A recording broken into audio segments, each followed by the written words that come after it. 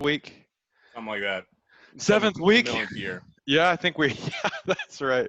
We've got some good news and probably some good, fun conversations. So, Trey, I'll let you introduce our fun conversation today. Well, sure. The first thing I'm going to do is tell everybody that it's a craft beer week. So make sure you're drinking your beer. This is the first time I've ever bought a growler of beer that came in a milk jug. So we'll get into some of the supply chain stuff later, but like this is the world that we're slowly moving into, that everybody's trying to come up with some new strategy to try to get their drink to product. So this came from Bad Brewing in Mason. It's a triple, very good. So it makes sense, I think, today to pour some craft beer because we've got Bailey Norwood on. Bailey is a very good friend of mine. I've known him for years. He was actually on my committee at Oklahoma State. Bailey is super famous for being weird. That's kind of his thing. So here's a nice handy photo of him with a hog. He's published multiple books in all kinds of areas. So the most recent book is called Meet the Food Radicals, which I think will be kind of an interesting frame for us to talk about. It's the take here is that we've all read these editorials and these headlines about how this coronavirus shows that the system's broken, that we need to come up with some new magical local system. Well, Bailey has spent years trying to understand exactly what those local systems might look like. He's also published kind of a rather controversial book on animal welfare. But probably my favorite Bailey Norwood piece is this work of fiction that he put together. It's like 500 pages long, called Matrona's Four Children, and it's all historical fiction about like Russian oligarchies. Really? So Bailey's literally all over the man. Not only is he doing this kind of stuff, but so he's really been a pioneer in kind of the MOOCs space. So he's got a class that you can actually enroll in if you want to. That is what's it called? It's Farm to Fork, I think is what it's called. And so Farm to Fork is all about trying to show people how you get your food from the farm to your plate. And so he walks through and, I don't know if he is a total idiot or he acts like a total idiot on the thing, but like he really tries to dumb it down for everybody so that you understand exactly what's going on. This class is awesome. He told me a couple months ago that he took his students out to the field to learn how to load a trailer. He's all over the place. I'm very happy to have him on. And also he drinks a fair amount of beer. So what kind of beer are you drinking today, Bailey? It's Iron Monk's Combine, a wheat IPA. And Iron Monk is the Stillwater, Oklahoma brewery of choice. So they're still selling pretty good, right? They are, and in some ways it seems like they're selling more than usual. They always have a special new beer that they unveil every week, a small batch, and usually in the past it would take them at least like 24 hours to sell out. Now it's like within 3 hours. Oh wow. And so, have you talked to them at all about kind of sourcing issues or anything? Are they doing okay? I haven't talked to the owners at all. No. Okay. No. They were also selling on campus, right? They were selling in the stadiums? I don't know. Oh, okay. Well, they're selling beer now in the stadium, so it wouldn't surprise me, but they probably are, yeah. Yeah. I'm just curious how we get to your MOOC if we wanted to do your MOOC. Oh, okay. So probably in another week or so, I'll be offering a free version of it. And the new employees at the National Ag Statistics Service, they're required / encouraged to take it because most of them are statisticians who don't know anything about ag. So I do a special summer free version for them. And if you just email me and tell me you're interested, I can send you the information about it where you can go sign up for free and see all the stuff in there. Really cool. Yeah, how many teaching awards have you won? All of them? I don't know. A lot, but teaching awards, that's just a writing contest. It doesn't actually say anything about how you are as a teacher. It's strictly a writing contest. If you look at his CV, he was also listed as was it Time Magazine's People of the Year or Yeah, Person well, of the I was. Year? Yeah. I was. So I can't remember what year it was. But it was the year when the person of the year was you, and it had the mirror. I don't know if you remember that, but you could see. And so a lot of students now, they'll see that on my resume, and they actually ask me how I got that. Like they think it was a real thing. That shows you they have no concept of what Time Magazine is or what the person of the year is. They just thought it was a really down year for people internationally. Yeah, let's just pull some guy off the streets. He'll do. Well, okay, so with all that context, I think we get that Bailey Norwood is the king of understanding weird stuff about agriculture. So I think he's in his office right now. Are you growing anything in your office? No, because I have a greenhouse here on campus now. They built a new teaching greenhouse, and so I can go in there. I've got banana trees in there, all kind of stuff.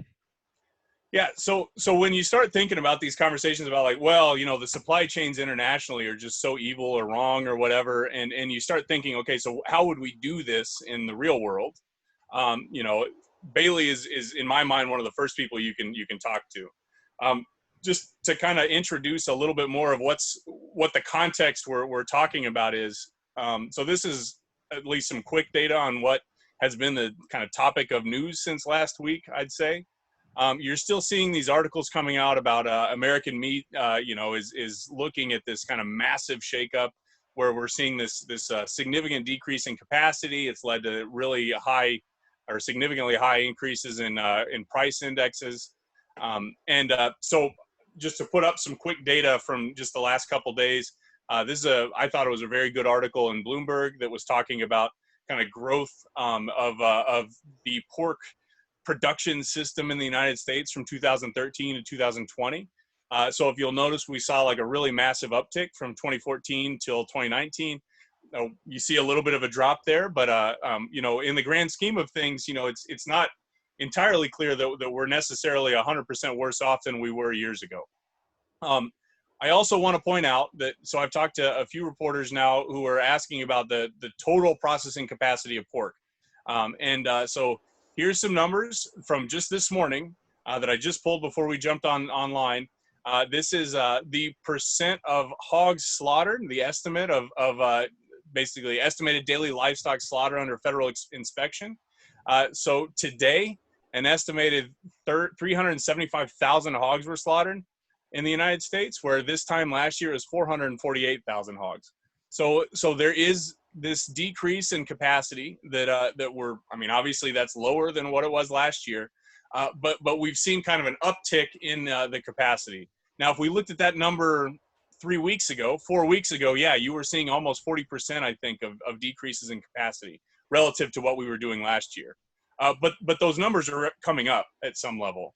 Did you say, Trey, that, or did you check? You said that you thought that all the pork processors were back online. Did you confirm that? That's what I understand is that that's a good point to make, that the processing facilities themselves are online, but we're still at this lower capacity. Well, and so talk about why that is? No, I want you to answer a couple more questions. Okay. Which is for the rising pork here, we got a y-axis from 22 to 26, so it makes it look like a really big jump. And I'm just wondering, did you have a chance to check on whether that's increases in consumption per capita in the U.S. or growth in population in the U.S. or expansion in exports? I don't know. I'm really asking. So Bailey, you could probably jump in here, but I think my understanding is that exports have increased at the same time, and especially this year when you start thinking about the African swine flu. There has been this shift in demand internationally that you also kind of have to keep in mind here. I thought about throwing up some articles about kind of the increases in exports for the pork market, but really what I just wanted to highlight there is that we're still producing a lot of pork in the United States. Bailey, you don't happen to know any more than just the non-answer that Trey gave, did you? Okay. I don't. Cool. The non-answer, yeah. So the person that we should really be talking to about that stuff is Lee Schultz. So if anybody has questions about kind of like total exports in pork or really pork in general, in my mind, so David Ortega, if we're talking about Chinese pork for sure, Lee Schultz is going to be a name that comes up a lot, and Glenn Tonser would be kind of the trifecta if I was looking for folks. Lee is at Iowa State and Glenn's at K-State. I do want to remind, though, that if you do have questions, you can put those in the Q&A box right here, and I will try this week to do a better job of flagging those and bringing them. We got a comment from Jason Lusk. Okay. Jason says, over the past decade, consumption per capita and exports, especially exports, are both up. So your non-answer was a legit answer, Trey. I'm sorry I didn't have specifics. I need somebody thinks the economists are supposed to have numbers.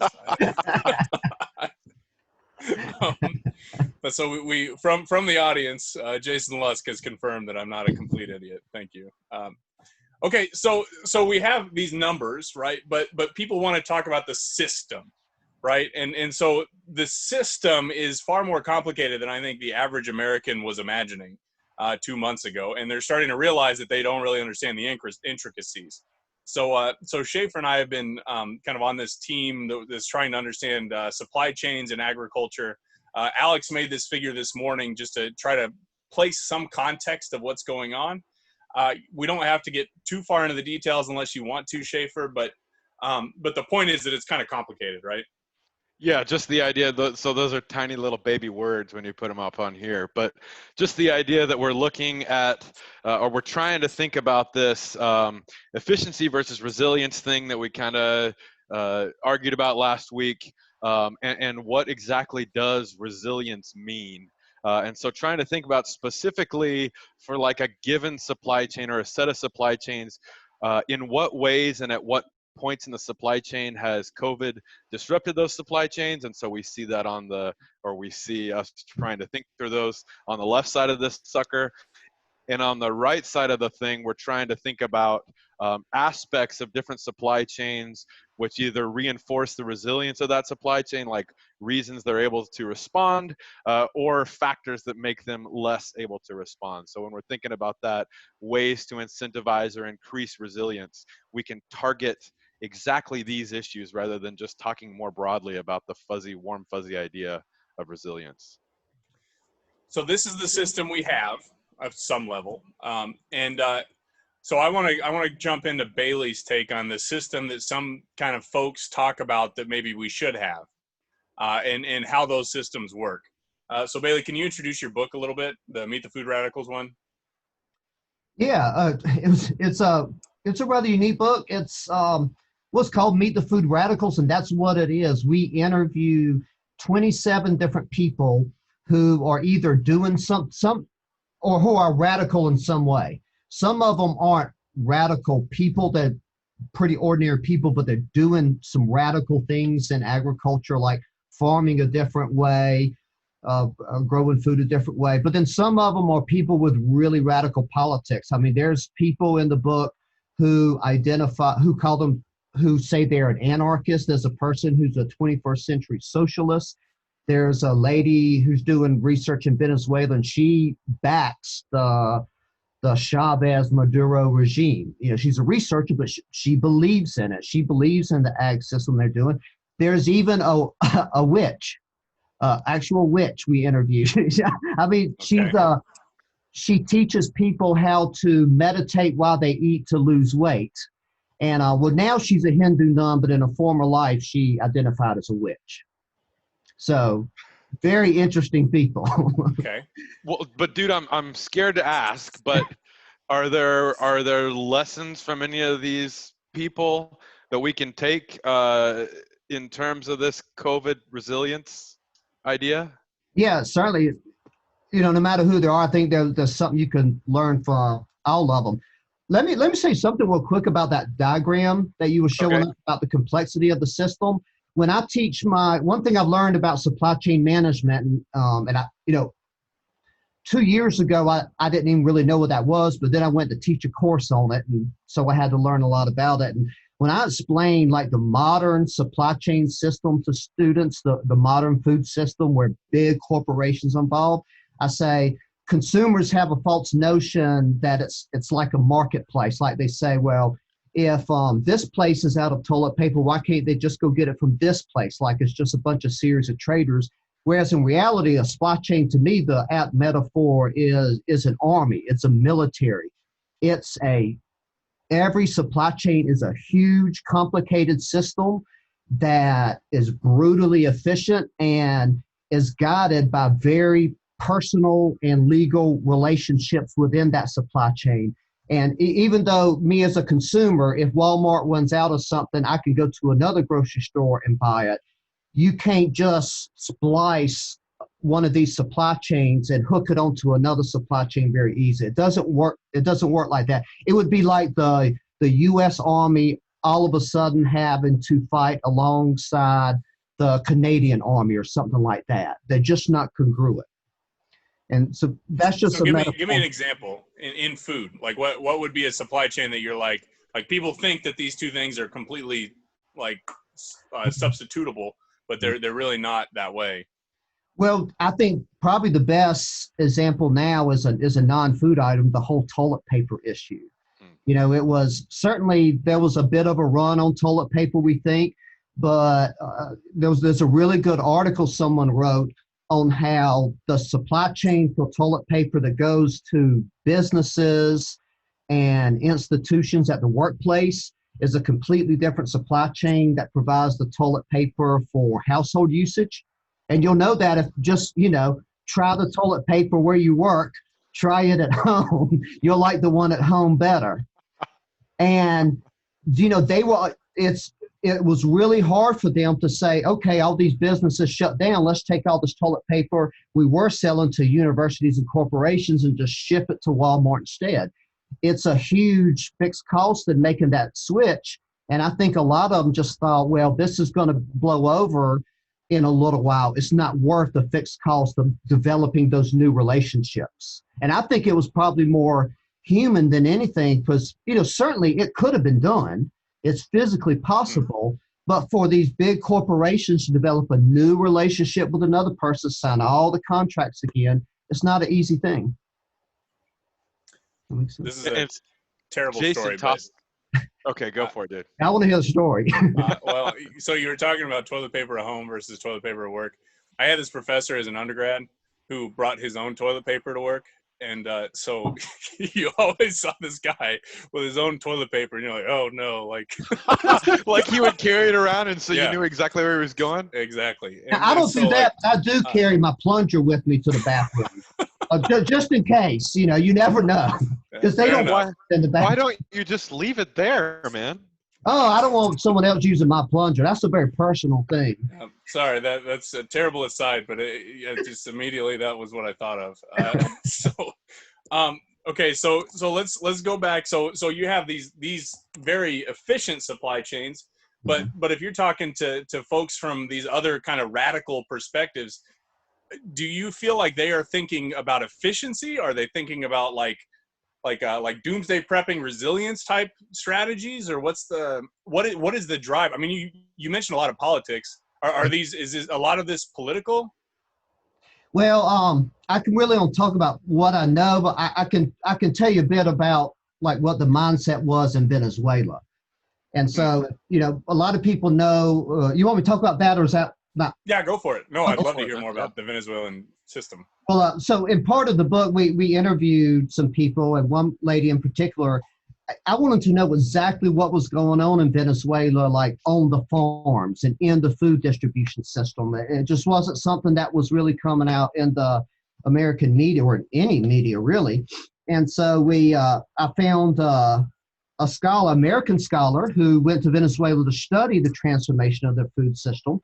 And it was a case when, as the country was becoming more socialist during the rise of Hugo Chavez, and as that evolved into the Maduro regime, it started with, well, we want a different economic system than what we have, because the old economic system, which they would call capitalistic, neoliberal, was thought to be very unfair. It was, income inequality. It just served the rich people. Is what people were thinking. And so they said, okay, we got to invent a better food system. What do we want in this food system? Well, they said, one, we want to be more self-sufficient. We don't want to rely on other countries. 2, we want more locally based food production. And 3, we want it to be more sustainable, meaning, and they wanted more organic production. And they would even bring in agricultural scientists from Cuba to help them understand how to farm organically. But also what they did is there was some compensation of farms, and they would give the farms over to communes. And communes invented, like when American thinks of communes, they think of like hippies around a bonfire singing Bob Dylan songs or something like that. But a commune is really a political system, and it's really one of the most democratic systems you could have. It's small scale, a local government where people in a community, it's like a co-op. Think of it as a co-op.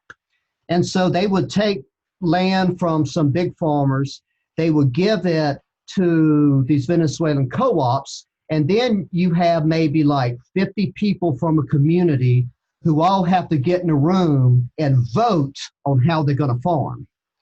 And they had to figure out how to farm at the same time. And since the government was supporting them, there was also some considerations where the government would say, okay, we're supporting you in this, we're giving you land, we're giving you funding for machines. Now you also need to give us some of the food that you produce at these fixed prices. And as you can imagine, those prices were pretty low. And so you had disaster. You had people who really didn't know how to farm, trying to produce food. They didn't have very good incentives because the prices were quite low. It's hard to run a business when you're doing it as a democracy. There's a reason why most corporations are anything but democratic. And that's one reason among many you had so much food shortages. And, I'm not trying to say that that's when Americans are saying we need to plant our own garden, we need a more resilient system, we need less involvement for corporations. I'm not saying that's what they want. I'm just giving you an example of what happened somewhere that we can look at and learn from. But within, I mean, I think that's hugely interesting and tragic. But within our system, I don't think many people would think that the answer is to rewrite this system. It's minor changes. I think more people think that than you say. Okay. But I don't think they know what it means. I think that people say it all the time. Yeah, Facebook. Fair enough. I guess what I'm saying, are there things we can learn about more minor changes to the system than these radical communes? Right, yeah. Yeah. Let's meet halfway, kind of. Yeah. Yeah. Yeah, I don't know. You probably know as well as I do. But, one thing, when I look out in the world and I see what's been going on with COVID, I see a couple things. One, I see that the big corporations the big food corporations have really done well, in my opinion. And I'm not the kind of guy who's always going out praising corporations and wanting to privatize everything. I'm not that kind of person. But I think, they did very well. And at the same time, I think we had lots of local businesses, at least in my town, who made adjustments pretty well. Also, they found different ways of doing business, and they were working together. And you had that one system, the big corporations, which is just geared up towards getting the goods there and getting it there cheap, and they do it. And then we have our local system, which is geared more towards service. And this is like the good little eater in town. This is like our microbrewery. We know these people. We shop there because of certain quality factors and cultural factors, and they came through as well. And so I personally thought both of those little ecosystems worked very well side by side. And sometimes they worked together, but most of the times they were separate. And I thought they did pretty well. Is that y'all's feeling in y'all's area? Yeah, I've got a buddy who sent me. It was a a merger of all of the advertisements that the big companies have put together for YouTube videos. And it's like a sad piano sound. And then they say, we're all struggling right now. But like, it didn't matter what big company it was. They were all telling the same story. And it looked like they were almost using the same advertising agency. Oh, yeah. You know, where like when I think about these local producers, you know, so Lansing Brewing Company down the street, they're doing limited releases as well. And people are lining up for the limited releases of the beer. And so they're tapping into an actual kind of community of a couple hundred people. I mean, I don't know how big the kind of cult of Lansing Brewing Company is, but they're relying on those relationships as opposed to kind of leaning into the faux relationships that you can promote on YouTube. Yeah. And so, but it feels like that's a massive separation, right? So like we can't, like, can we, and according to your book or the people who you talk to in your book, can we feed the world with this like awesome community system? Yeah, if you're willing to change your diet. Okay. I mean, yeah, I think we can. I mean, I think Stillwater could feed itself, but there'd be a lot of beans involved. People would have to eat a lot of beans, for instance, a lot of wheat. It isn't a food system we'd want, but that wasn't probably your question. You're probably saying. I think so, yeah. Good point. Yeah. You're saying, can we basically get the same system we have, but for it all to be locally? Yeah, I mean, I love my local craft breweries. I love my farm to table restaurants. You know, that one of my favorite things about living in Michigan is we have so much diverse ag that I wouldn't just have to eat beans and you know, just your wheat, corn, soybeans, beef, cows mix. Like there's all kinds of things. But like, is that really the system that we could put together that would A, feed us, and B, be more resilient to these types of exogenous shocks? I don't think so at all. No, I'd say no. No. Yeah. And I mean, it sounds nice, and I love the local stuff. I love farmers markets and stuff, but I mean, you just look out at the world, and I've always thought it'd be fun to have a town go totally self-sufficient and, you know, just do it as an experiment. I think we'd learn a lot from it. I'll go to the different town, but you can do that Right. if you want to, man. Right. So what did the people say that you interviewed? Do they think that that's the system that we should have? Oh, well, okay. So you're kind of familiar with these arguments. So what they'll say is that there were good ideas in there, but it became corrupt and it wasn't handled well. There were bad policies involved. You know, it's kind of like if you try to say, well, I think social communism would work, and then someone says, well, what about Russia? And you say, well, that wasn't real communism. You know, they've got an idea of what this kind of utopian food system is. And the second that doesn't work out the way they think it will, they'll come up with reasons why it wasn't really their system. And in some ways, they're right. You know, they're not dreaming of dictatorships. But, dude, so I think this is super interesting. But in terms of feasible things for the world in the kind of our lifetime, pending revolution, I guess on your first answer was kind of I asked, are there ways to make it more resilient? And you said, you know, actually stuff worked pretty good. And I think that's fair. But at the same time, we've got a few weeks ago, the chairman of Tyson taking out a New York Times article saying the food system is broken. So certainly there are ways, so you said, I'm not this capitalist guy that's going to say free markets all of a sudden. I definitely am that guy. But I think there are certainly some things we can learn and take stock of in terms of how to improve for the future.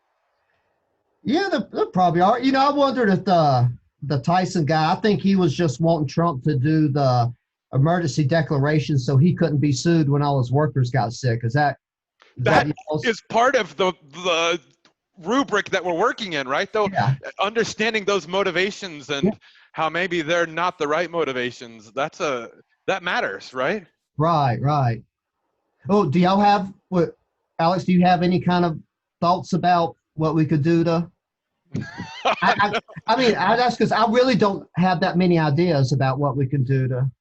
Well, just so I guess Trey can give a answer if he wants to, but I'm mostly trying to set you up for your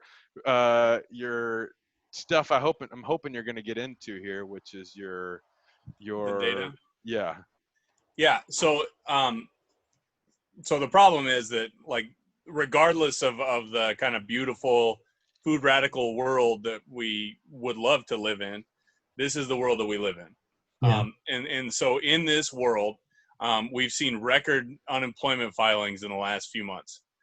We've seen, fear, even if it's not founded, we've seen fear in the food system that, at least in my lifetime, I don't think I've ever seen so many people being afraid of whether or not they're going to be able to feed their families. I wrote this kind of Q&A thing a week ago, 2 weeks ago. I've gotten dozens of emails from just random people saying, like, I really appreciate your thoughts, because I mean, there really are concerns. And so with those concerns, I mean, I could look out my window earlier today and I could see the line of people that are lined up to pick up food at the high school during the kind of bread lines. I mean, we're literally in a world that like I think we all just imagined was gone with the Great Depression. And I don't know, it's overwhelming to me. This is the thing I've thought about probably more than anything else in the last week. And it's actually why, I called you yesterday to see if you'd come on, because you're probably the person who's collected the most recent data that I know on what's going on in food insecurity in the United States. So can you kind of jump into kind of where we're at on that? Yeah. So your viewers aren't going to believe these numbers, and I have trouble believing them either. Okay. So here's what's going on. Just this week, in the past, I've done research asking, can we measure food security using internet surveys? And their answer is, yeah, they do okay. There's some adjustments you can do to make them a little better. But if you have some kind of pandemic going on and you want to know how it affects food security, yeah, internet surveys are probably useful to do. So this week I did a survey, and I just got all the numbers this morning, and I've been double checking the numbers all day. I've got one of my colleagues is doing the analysis separately, and I haven't heard her results yet, but the numbers seem right to me, except that when I look at them, they don't look like they can be right. And so let me set this up a little bit, though, because some people might not realize how food security is measured. It's measured through a survey. So you go to people and you ask them questions, and you ask them questions like, have you worried about not having enough to eat? Have you been worried about not being able to give your children a complete meal every day? Have you had to not eat as much as you wanted to because you didn't have enough money? Was there ever a day you skipped the meal because you didn't have enough money? So you ask people a series of questions, and their answers tell you whether they are feeling food insecure or not. And so the insecurity part of food, sometimes it can mean, yes, I've lost some weight. Yes, I skipped a meal. But sometimes it can also just mean I'm really anxious about my ability to acquire food. So, you can be gaining weight and at the same time experiencing more food insecurity. And the survey is something that was put together by a bunch of scientists. It's been used by our government, other governments for over 20 years. And so it's not something new. This isn't a survey I just made up and threw out there. And I followed the government survey as closely as you possibly can. And this is what I find. So let me let me concentrate on the very low food security over there to your right. In black there, that was 2008 during the Great Recession. And then 5.7% of Americans experience very low food security. And that just means that they indicated so much food insecurity in the surveys that it crossed a statistical threshold, and researchers deemed that to be very low food security. And then in gray beside that is 2018. That's really a mixture of 2016 and 17 together, but 18 is very similar. No, actually, that's the actual 2018 numbers, 4.3% there. And so now you have the white bar there. And these are my results from surveys that just came in Wednesday and Thursday of this week. And I'm estimating only 5.1% of people are experiencing very low food security. I thought it was going to be like 10%. And so it's about the same as it's been in the past and a little less than what it was in 2008. And now just to clarify something, those numbers you see there for my survey, there are some adjustments there. You have to take the internet survey and do some adjustments to make it look like what it would be if the government did the survey, because the internet survey does overestimate food insecurity. But when you I did this survey on the internet in 2016 and 2017. And I compared those raw numbers from 2016 and 2017 without any adjustments on my part. And then I compared them to the ones I got this week, and they were basically identical, very similar. So I know it's hard to believe, but the survey suggests there almost is very little. The rise in food insecurity is very small. And I can't tell you why that's the case. We do a lot at the food pantry here. I volunteer there. We have a class that does something there. I know their numbers are rising. They've got more people than they've ever had coming to get free food. And so I don't know why the numbers aren't higher. Maybe it's because we've done so much to try to help people acquire food because we're so scared that they actually feel like they're going to be able to get food. So I just pulled up. So here's some Brookings data that they just ran earlier this week. Have you seen that one yet? According to them, this is a share saying food did not last, no resources to purchase more. That number has quadrupled. Yeah, and I don't know if it's the same one, but I saw another one that was done in April, and they had very high numbers too. Now I know in that one, I know that they only asked 2 questions. They didn't do the whole thing. I don't know if that's the difference. I wouldn't think that would actually cause the difference. What about the fact that the people were most worried about maybe those without internet? Maybe, okay. But in my experience with these internet surveys, you get a lot of people in the low income category. Yeah. And I can tell you from being at the food pantry all the time, they all have smartphones. And they have some kind of, except for a few people, but it could be that. I don't think that's it though. That wouldn't be the first thing I'd investigate, let's say. Yeah, I'm totally willing to believe you. I'm just trying to I want to believe you. How about the dynamics of this sucker? So I can imagine everybody just got their stimulus checks.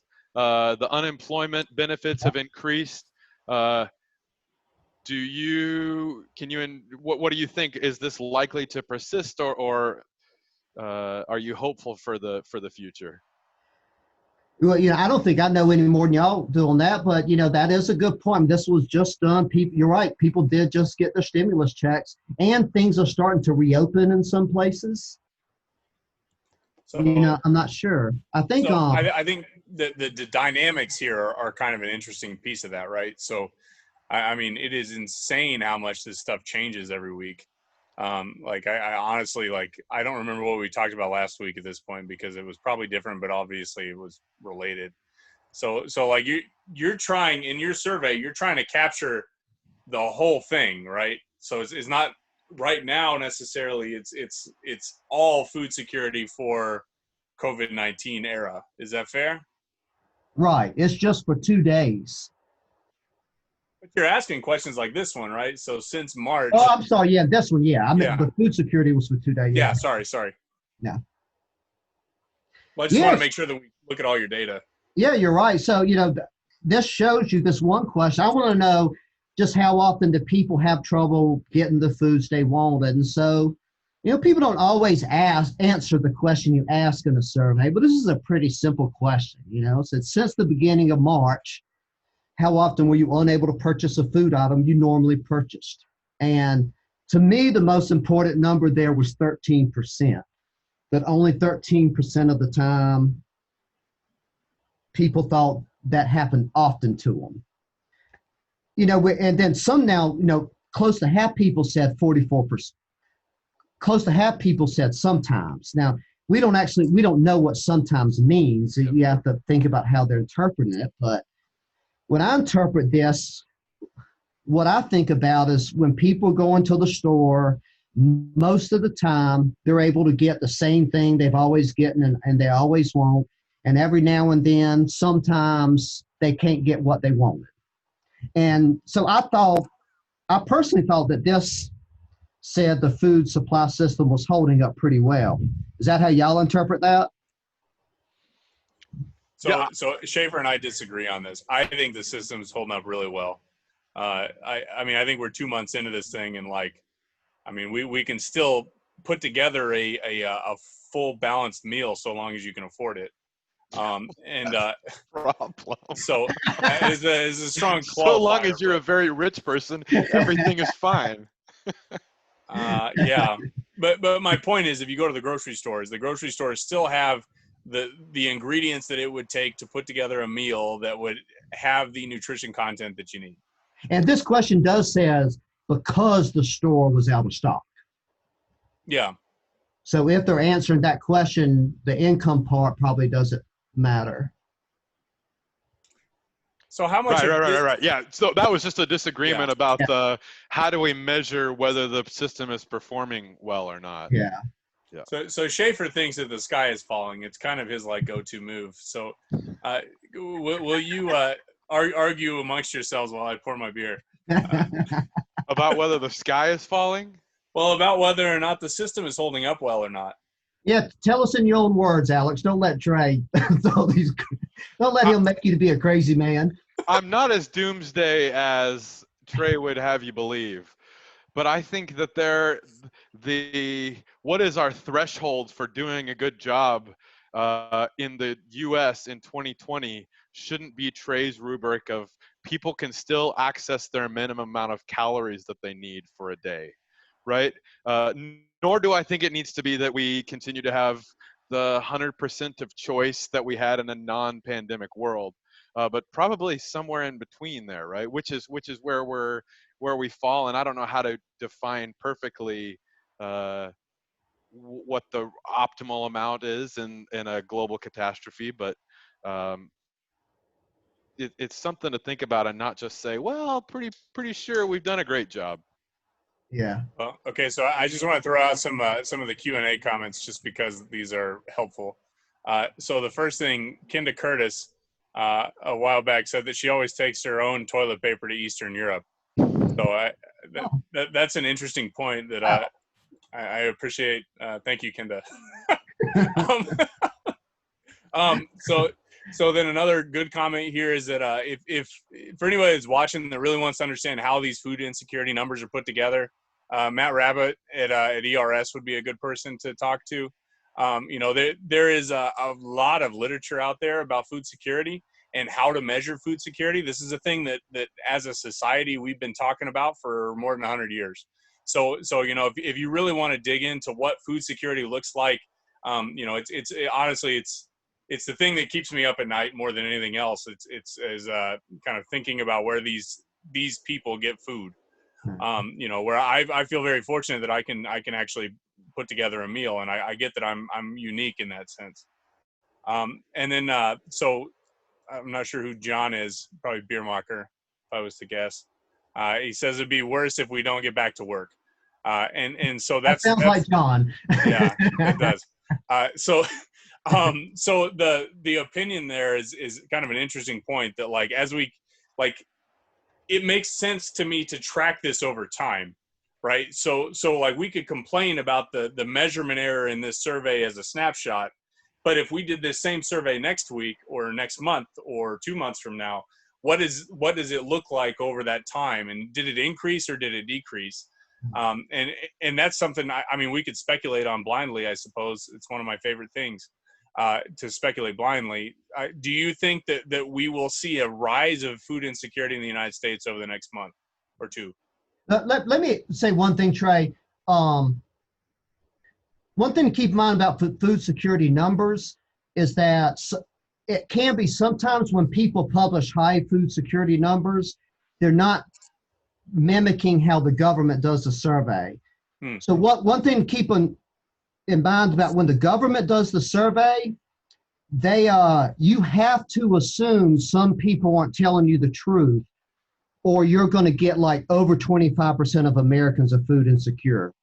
So what I mean is, when they go out and they do the survey, they ask one question and then they ask the income. And as long as you make more than like 200% of the poverty line and you don't express food insecurity to this one question, they just assume you're food secure and they don't ask the questionnaire. Whereas if you actually ask the questionnaire, you find a lot of those people are food secure. So let me show, can you go back to that slide I had with the food security numbers? Like that 5.1 number in the actual survey, it's more like 20%. But we found that on average, it overestimates the government numbers by about 15%. And so we're manipulating it downward to reflect this screening procedure that the government uses. And so sometimes when you see high food security numbers, it's because they're not mimicking those screening procedures. But is that an appropriate screening procedure in this case? I can imagine just with stockouts. I know that I've gone to the grocery store and I've heard stories of my parents going to the grocery store. Certainly neither me nor my parents would meet the poverty line question, but it's been hard to get food. Yeah, that's right. And I'd say two things there. One, I think it's good to tell people this so they understand that food security is not an objective measure. It's partially a social construct. The government saying we need to screen for these reasons so we can have these numbers. So it's partially a social construct. But also remember that even when I don't do the manipulations, I get the same food security numbers as I did in 2016 and 2017. So I'm still getting roughly the same responses. So is this related to how, if you talk to certain small business owners, they say, my employees could make more money on unemployment than they could working for me right now? Oh, yeah. I don't know. Yeah, I don't know. I mean, that's a good point. I mean, unemployment does pay well. Well, it's an interesting thought process to me that like are these two things so completely different at this point because of the kind of changes in public policy surrounded within the CARES Act, especially, or are we talking about the same thing to compare 2008 to now? Yeah, I think that's the question I asked, and I don't have an answer. Like the first thing I thought of when I saw these low numbers, I said, are we doing such a good job of protecting the public that they're actually not food insecure? Is this a success story, or are these just bad numbers for some reason? Does your next figures talk about this at all? The pandemic has not changed my household's financial status? Yeah, it does. Well, it starts to tell us something. So here what we did, now this is a case where people can select more than one, so the percentages can go more than 100%, but we gave people 4 choices. And notice here we said COVID began roughly around the beginning of March. Which best describes your household's financial status, how it's changed due to the pandemic? Now, we asked due to the pandemic, and most changes anyway would probably be to the pandemic. And say, check all the supplies. And so basically 50% of Americans were telling us that their financial status is exactly the same. 31% saying they're earning less money. You know, we don't know how much less. We actually did. We don't have it here, but we asked the question how much they made in 2019 and how much they think they're going to make in 2020. And the numbers thus far suggest the average household expects to make about $3,000 less. So that's across everybody, and I haven't double checked those numbers. What did y'all think when y'all saw those numbers there? Did it surprise you? Was it what you thought? That half of Americans are worse off right now, or about the same. They're the same off, right? Same. Yeah. To me, it surprises me, but it would be interesting, I think, to see it by income category, where I can imagine that on that really low income spectrum, maybe that unemployment bumped them up. I would expect in the middle of this sucker a big drop as a result of furloughs and people losing their jobs. And even maybe on the top side of things, I could expect a drop. I think it's a different shock than we've seen in the past. Yeah, and I'm looking forward to looking at how like single households change relative to that'll be cool. People. Well, because you've seen the data about how women have taken the brunt of unemployment filings, right? That like generally speaking in recessions, men experience a higher amount of increases in unemployment rates, but in this case, it's actually women who have seen higher unemployment rates. Well, both, but a larger increase, and so that kind of tells me, or that signals to me at least, that what we're talking about here is something that's a very unique situation where people are enrolling in unemployment or collecting unemployment at some level that doesn't necessarily mirror what we would have talked about in 2008. Which, I mean, I don't know if that makes it better or worse. It just is different. Right. So, okay, we've got. You didn't ask about what type of job they were in at all, did you? No, I don't have any information on type of job. But you have income in there, right? But I mean, I was thinking if you could do kind of essential workers, that type of story. Yeah. That would have been. Yeah. I wish I would have asked that now. Now I'm going to be up at night thinking about that. Thanks, Alek. Well, Trey is always up at night thinking about food insecurity, apparently. It is really a thing I think about, though. I know I'm laughing, but it's a thing that really is on my mind. He's thinking about his own stomach, and he's getting up at midnight and making another hamburger. That's what there you go. There was something about pulling into Wendy's and not being able to get my 3 Baconators that really bothered me. And I thought this was America. Okay, so this is a question that you threw on that I think, like, at least at the beginning of this whole kind of thing, like there were like a million memes, mostly Bailey Norwood memes actually, about toilet paper, which, by the way, anybody that's listening and wants a good Facebook friend to follow, I make my friends add Bailey Norwood as a friend just to follow his memes. And if he gets a bad photo of you, he'll probably make a meme out of it. So be careful. But so let's talk through this toilet paper thing. You already mentioned it a little bit, but for as much as people were saying that they were struggling to find toilet paper, what do these numbers mean to you?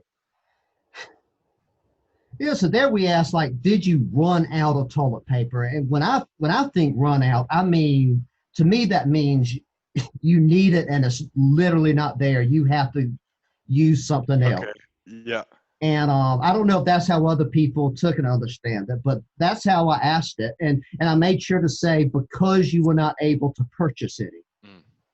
And 24% of people said yes. That's a huge number. What? That's a big number to me. Yeah, I mean, I have trouble believing it's that high. It just that seems high to me. But I may be wrong. People around here didn't really have trouble with that, I don't think. But I will say, I was talking to my mother, and she has a hidden stash of toilet paper in her house that nobody else knows about. So I think other people did have more shortages than us. So if my other family members are watching, yes, Sheila Hubbard does have hidden toilet paper in your house, and you should spend the rest of the day trying to find it. Wait. Your mom hides toilet paper in other people's houses? No, in her house. Okay. I thought you said you had like stashes in your house and all your brothers and sisters' houses. Yeah. Does that number seem high to y'all? It seems very high to me. 24%? I don't know. Judging by, like you said, judging by the memes, everybody's had this experience. I don't know. We didn't have this. We didn't have a shortage, but I mean, we didn't run out of toilet that's paper. a survey size of 1, so I don't know. Yeah. I don't know.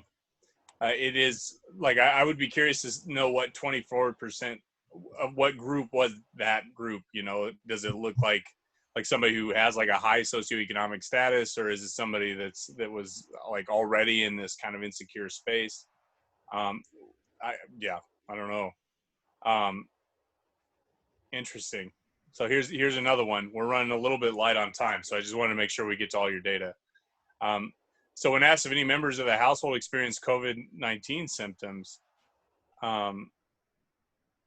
that's interesting. So the testing thing is something to me that does stick out, right? That like regardless of what side of the aisle where you are, like everybody can agree that testing makes a lot of sense.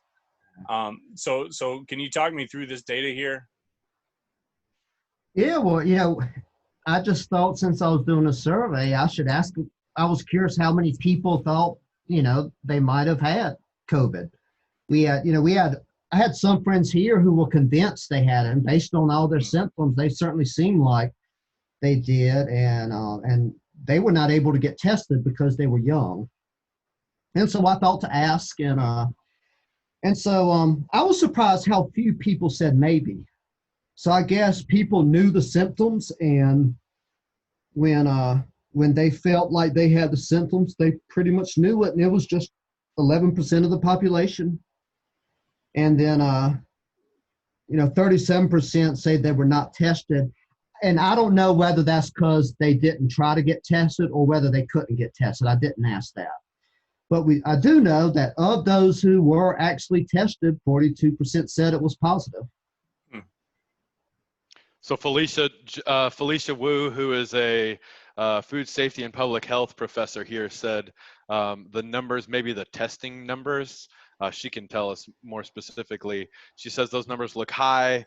The U.S. has just 1.4 million cases so far, but we might be severely under testing. I think also probably this doesn't get to any of the asymptomatic, the people that don't have symptoms, which is my understanding is that that's a big share of the population. But this is the kind of data that you're going to want to analyze for a while. I mean, you literally just collected this data this morning, right? Yeah. So, that's right. I mean, we're still trying to sort through what this even means, and like what is the distribution of people who said yes versus no. I actually would love to see some work on social desirability bias in testing. So I would be curious to know if there are certain people in the United States who don't want people to know they have COVID-19. That like maybe there is this piece where you're like, I don't want people to know that I'm even like possibly one of these bad movers or bad actors in our system. I mean, I still want to be invited to parties and stuff, right? Yeah, right. Tom Hanks got it. It's cool to get it. The doctor told me I'm just a carrier, so. Yeah. I don't know if it was cool to get it, people wouldn't wear masks, but I think there are some people who don't wear masks. Yeah, true. Okay, so that's the last data set. So we're out of time. Bailey, is there anything else that you kind of feel like we should be talking about or we should be paying attention to? No, nothing else comes to mind. No.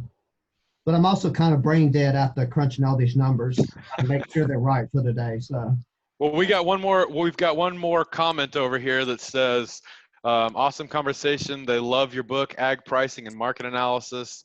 It is a wow. very versatile book for Ag Biz Econ class, and they're looking forward to your new book. Yeah, well, we got a new edition coming out next year, and it's going to have a bunch of supply chain stuff in it. That'll be great. I mean, Bailey's one of these people. He's published he's got the bona fides, but also he's done a lot of the more unique stuff that I think, at least for me, I'm really excited to do in my own career. So, Bailey, thanks for joining us. And for anybody that's still watching, anybody that's out there, like, make sure you, at a minimum, take a look at that MOOCs class if you're wanting to understand what these supply chains look like in agriculture, because I mean, I can promise you'll learn something. So, This was a lot of fun. Thanks for inviting me. I had a good time. Yeah. Thanks so much, man. Bailey. Yeah. Salute, my friend.